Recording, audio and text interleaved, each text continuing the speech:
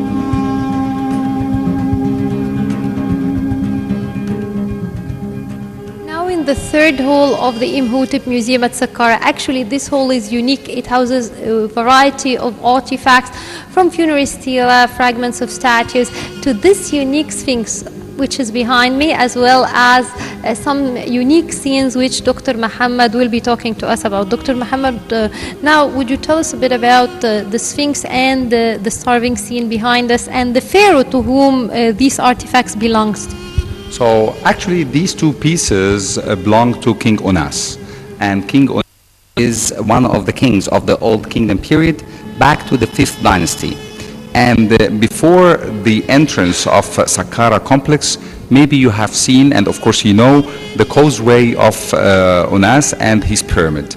And actually these two pieces were taken from there or were found over there. The Sphinx belongs to King Unas, and here Unas is represented in a full royal shape, and he is wearing the nemes or the royal headdress, and you can see that the two ears are exposed, and you can see that the facial features are very well represented. The word Sphinx in the ancient Egyptian civilization is driven from a Greek word which means Shesaphanch. Shesaphanch means the living image of the king, but here they wanted to represent the king as if he is alive. But here they represented the king as a lion or as an animal. They wanted to have a combination between the body of the lion and the head of the king, because they wanted to combine between power and wisdom. And this is actually the main reason behind having the Sphinx, because the Sphinx is a sign or the symbol of protection, because you have the power of the animal and the wisdom of the king or the pharaoh. It is worth mentioning also that actually the Sphinx, or the shape of the lion on its own, was used for protection. He was mentioned as the god Iker, the god of the horizon, as well as the god Ra-Herakhti or Hermachis.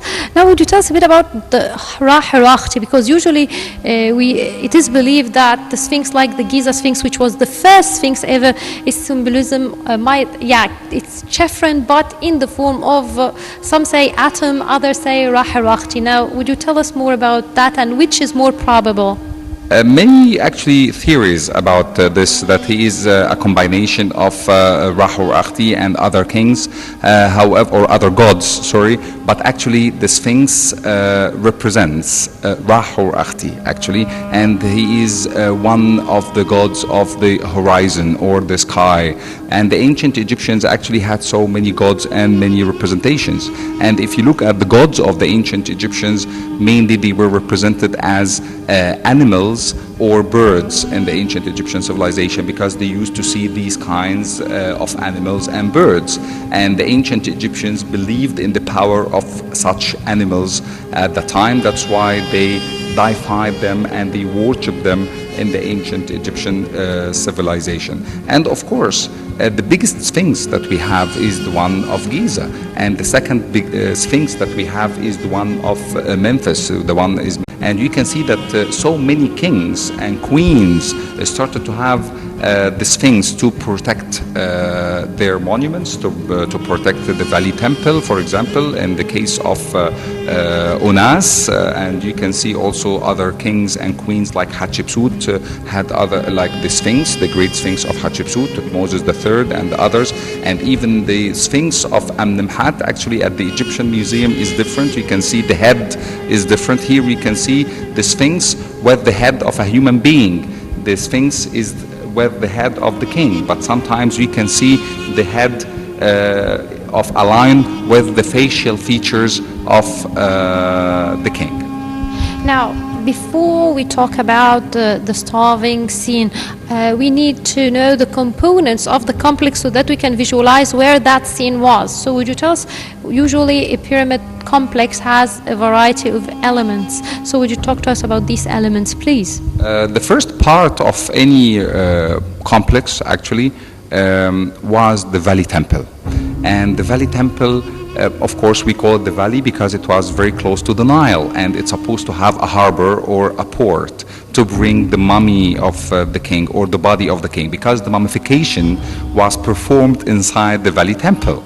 And after the Valley Temple, we have the causeway, because after they finished the mummification, they used to carry the deceased and in this procession, and they go to the funerary temple, and from the funerary temple they go inside the pyramid. So we have so many components inside any complex: the Valley Temple, the causeway, funerary temple, and the pyramid itself. Concerning this starving scene was found inside the causeway of Unas, and it's very interesting because it shows the Bedouins. It doesn't show the Egyptians. It shows how the Bedouins suffered at the time and how they were suffering from hunger at the time. And this shows that the bride of the Egyptians did not represent themselves ever in this case or in this situation. And if you look at the scene, if you go closer to the scene, you will see that the facial features are very different than the Egyptians. You can see that they are more like a nomadic people, right? Because you can see the beard and you can see the eyes, you can see the style of the thick hair exactly. So you can see that the style here is different, and you can see that all of them were represented in the profile because it is very clear. And the ancient Egyptians actually represented all their scenes with a profile, except a full eye, a full chest to show the power, and a full two arms.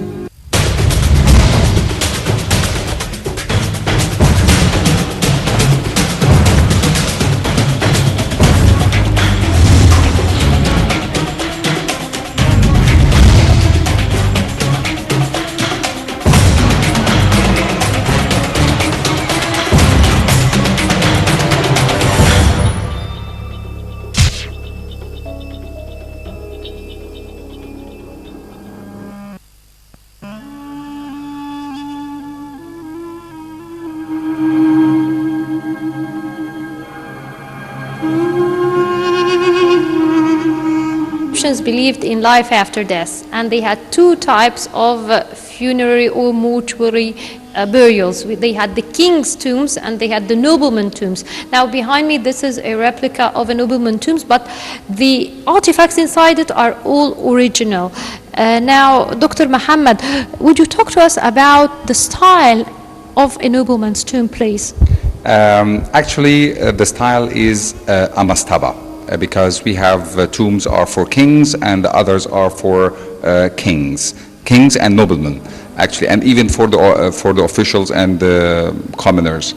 The noblemen used to have a big mastaba, and inside this mastaba you can see so many rooms inside, and one of them is a burial chamber. And inside the burial chamber you will see a false door for the spirit or the soul of the deceased, and inside the false door you will see an offering table, because the ancient Egyptians believed that they will come to give offerings to the deceased. And sometimes inside the nobleman tomb you can see many burial chambers for him, his wife and children. So that's why sometimes you can see a huge mastaba for so many people.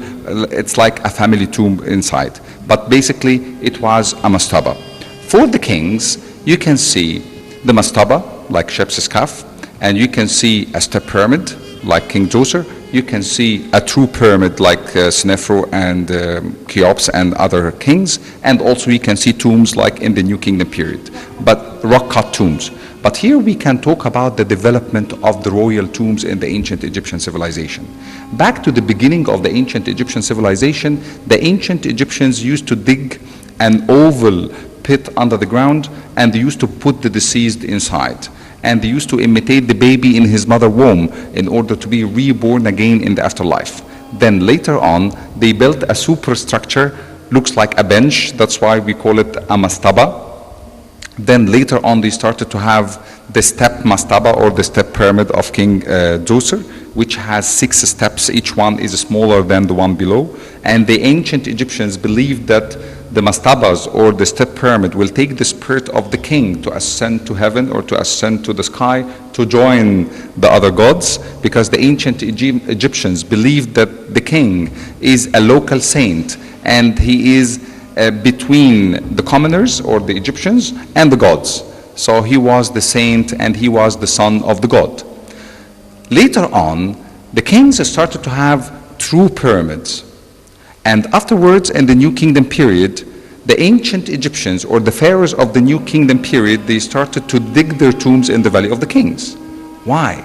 Because the ancient Egyptians found that the tomb robbers found the pyramids because the pyramids were very clear to everyone. That's why they chose a huge mountain, looks like a pyramid in the Valley of the Kings, and they started to carve their tombs underneath this huge natural pyramid in the Valley of the Kings.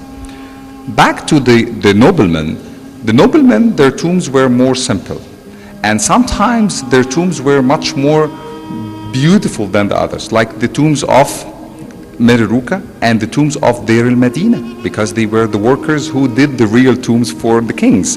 And imagine the skillful artists when they started to carve their tombs for themselves. That's why if you go to the tombs of Deir el-Medina, you will see the pretty and the shiny colors inside the tombs. Here, of course, you can see the sarcophagus.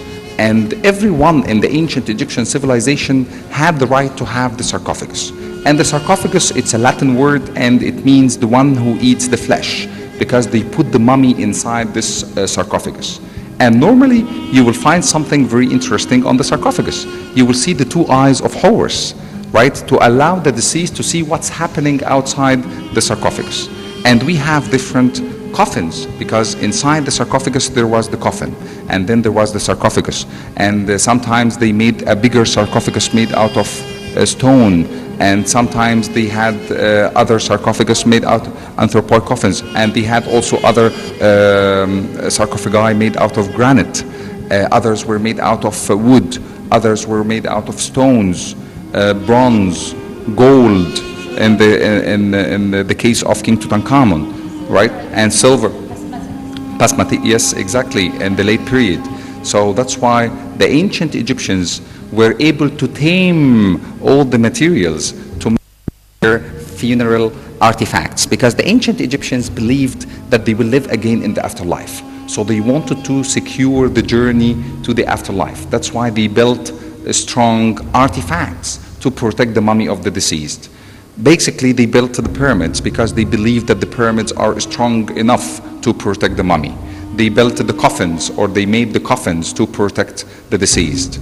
Even if you look at the different styles of the coffins, at the very beginning the coffin was very simple, was a rectangular place or rectangular coffin, and later on they started to have the anthropoid coffins, and the anthropoid coffin takes the shape of the real person, even with the same facial features, because they believe that the spirit will come after death to identify the real facial features of the deceased. Then they had a different layer or another layer, which is the sarcophagus.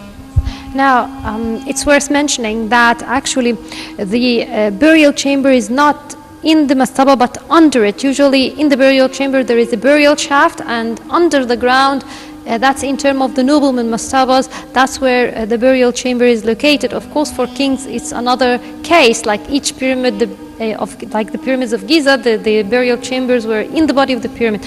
Now, also, whether kings or noblemen, they took some of their most beloved daily life belongings with them so that they can enjoy in the afterlife. Here there is something different, something that is the boat, and we had several types of boats and funerary boats. So would you talk to us about the boat, please? The boat here, there is the model of the boat, and usually these were placed within the tomb with the noblemen as well. In the ancient Egyptian civilization, there were so many kinds of boats because they used boats for fishing, for transportation, for so many things. But when it comes to funeral or the funerary, you can see that we have the funeral boats. The ancient Egyptians believed that after death there was a pilgrimage. They used to take the body of the deceased or the mummy of the deceased into a journey from Memphis to Abydos. Why Abydos? Because this was the Abaton. This was the place of Osiris, and Osiris was the god of death. The tomb of Osiris is there. So they used to have the pilgrimage from Memphis down to Abydos, and then from Abydos back to the pyramid or back to the tomb actually. So this is here the funeral boat, and you can see that it has a cabin, and inside this cabin they used to have the sarcophagus, and of course he's supposed to be, if he was the king, he's supposed to be accompanied by his priests, wa'ib priests or purification priests, members of his family, and of course it was not a one boat, it was accompanied by several boats actually. And actually this takes me back to the solar boats of Giza, because once they were found, we said, or they said at the time, the solar boats of King Cheops, but actually they found evidences that they were used on the Nile, and ever since that they were used on the Nile, this proves that they were used for the funeral of King Cheops, and if we count them, till now there are 5 boats were used for the funeral of King Cheops. Yeah. Also, there is a statue of an individual. They are not all for the same person, but that brings us to the idea of nobleman statuary, because it was important for the nobleman to have a statue of himself, his personal representation in the tomb. As I always say, that the statue or the representation or the figures or the carvings or everything, this is something to keep the memories of the ancient Egyptians and to record history. And they believed that the spirit will come to see and to read everything is inscribed on the wall. If you look at the statues of the noblemen or the officials, you will always see that they are represented with the reddish color, because the reddish color was the masculine color, because they used to work outdoors. If you look at the statues of the women or female figures, you will see that they have the white cream color, because they used to work indoors. So you can see the difference. You will always see that they are wearing wigs, but also you will never see them wearing crowns, because crowns were only for the kings, for the royals, right? And the royals used to have so many types of crowns, like the crown of Upper Egypt, the crown of Lower Egypt, double crown, the Khepers crown, later on the composed crown. So many crowns were represented in the ancient Egyptian civilization with the nemes, the royal head dress. But for the nobles, they used to be represented with a left leg forward, and this was something shows the power, because it has the same side of the heart, so it shows, yes, exactly, he is stepping forward. And actually so many people accused the ancient Egyptian art of being static, but when you look at the statue with the left leg forward, it shows the movement, that he is moving. It gives you the impression that he is moving, so it's not static anymore. And also when you look at the inscriptions on the walls and when you look at the scenes on the walls, you can see the movement in the ancient Egyptian civilization.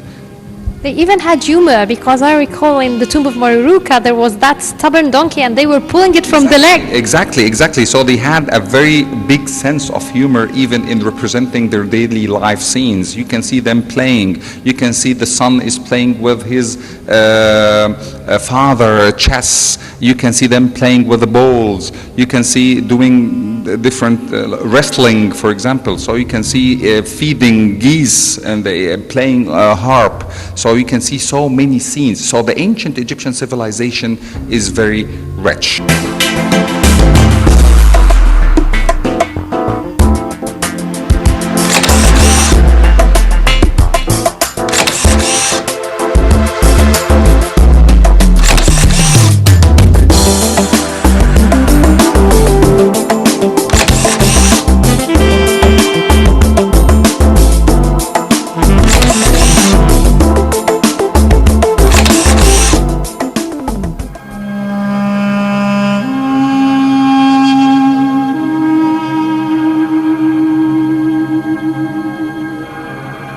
As Dr. Muhammad Nabil mentioned earlier, that actually inside the nobleman's tomb and in the burial chamber there will be a false door, which is the imaginary door, the magical door for the spirit to go in and out of the tomb from it, as well as an offering table. Now, in the showcase to my left-hand side, there are these two components, a false door and an offering table, each belonging to a different nobleman. Now, Dr. Muhammad will talk to us about these two pieces.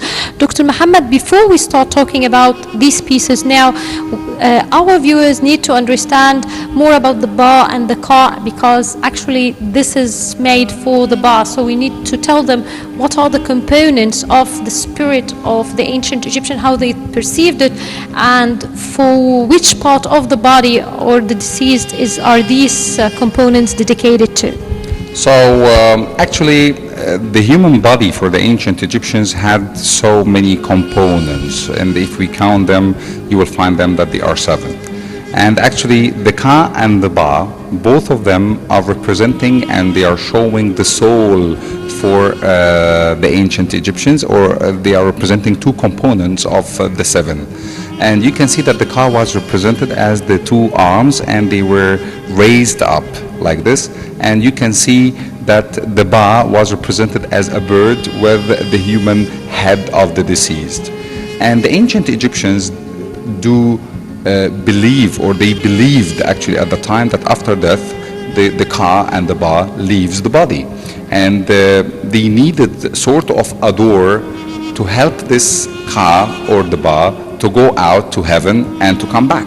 That's why they built fake doors, and we call them the false door, to be the entrance and the exit for the soul or the spirit of the deceased to visit the deceased inside his burial place. Now, for this false door, actually is for a man called Hisi, and actually the false doors, they varied in their sizes and material according to the style or the wish of the owner. Now, would you talk to us about the components of the false door and what type of magical inscriptions are written on them?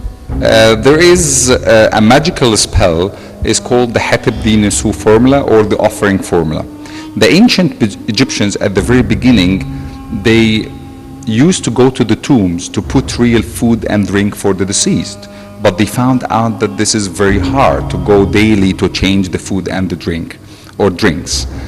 Later on, they came up with a new idea, that they started to inscribe a formula, and also they represented different kinds of food and drinks, and when the spirit of the deceased reads this formula, everything becomes real. And this was a magical spell in the ancient Egyptian civilization, in the mortuary tombs or on the false doors. That's why you will always see on the false door the Hatib Din Su formula, may the king be kind and give, may God Anubis be kind and give, and the rest, and you know this, Osiris, and so on. And then you can see different representations of geese, beer, different kinds of bread.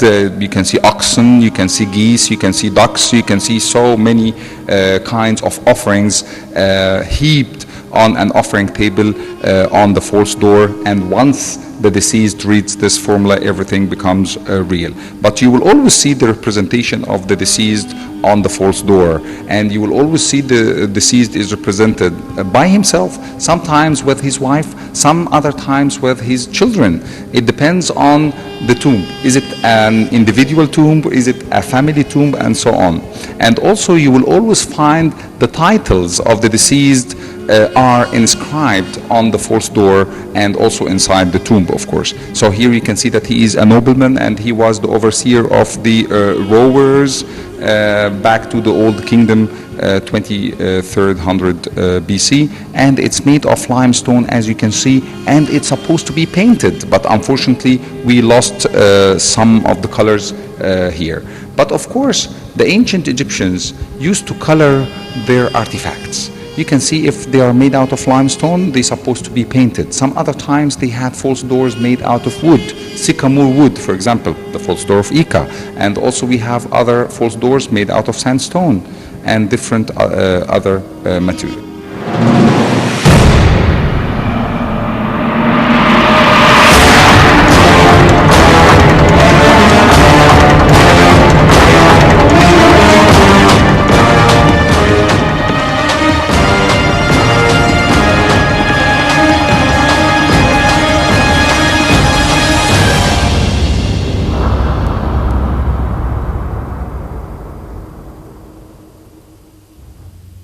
The Saqqara necropolis, one of the most important necropoli in Egypt, which rendered thousands and thousands of artifacts. And today we have viewed together some of the artifacts of the Imhotep Museum. We've looked at mummies, we've looked at nobleman statues, steles, as we can see behind me, god statues as well, in addition to many of the artifacts discovered at the Step Pyramid itself. And by this we come to an end of this episode of Treasures. Until we meet again with another treasure and another unique place, it's goodbye.